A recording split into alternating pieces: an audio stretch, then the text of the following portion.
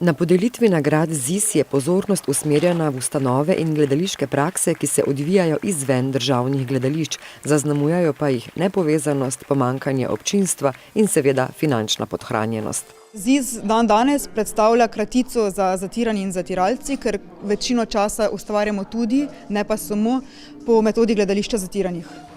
Ampak kdo je zatiran in zakaj je zatiran? Danes zagotovo, bi rekla, čeprav tudi nekdaj, smo zatirani vsi, predvsem pa preizprašujemo sistemske oblike zatiranja in verjamem, da je vsakdo zmeraj v poziciji, kadar smo zatirani in zagotovo smo kdaj tudi tisti, ki zatiramo.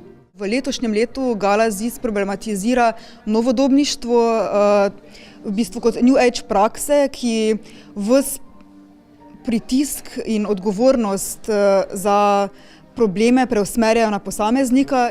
Na dogodku, na katerem je tudi občinstvo nosilo oblačilo v barvi najljubše čakre, so podelili 8 nagrad. Zdaj sem pa slučajno lani se priključila gledališki skupini ZIS.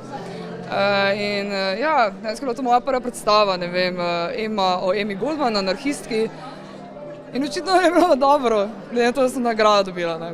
Mogoče posegamo po nekih drugih temah, ki jih mogoče drugi ne naslavljajo, bolj političnih. Zaradi poplave informacij in vse te konfuznosti se stvari odmikajo, recimo resnejše debate ostajajo na papirju. Jaz mislim, da je to ena res fantastična nagrada. Rekla bi, da je Kibla sicer že zdaleč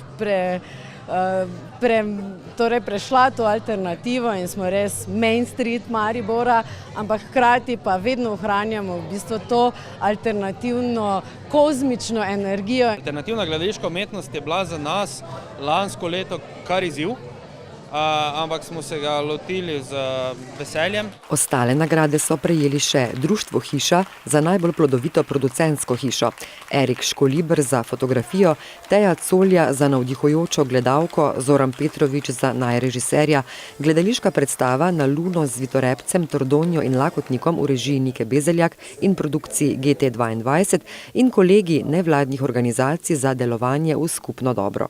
Je super, no, se mi zdi, da jim je bilo kar všeč. Da se mi zdi, da kar cenijo. No. Slavnostna govorca sta bila igralca Vito Vajs in Uroš Kavrin, Mariborčana na delu v Ljubljani, ki pa pogosto gostujeta na alternativni sceni mariborskih uprizoritvenih umetnosti. Šante, Maribor, Satanaš, Paprikaš.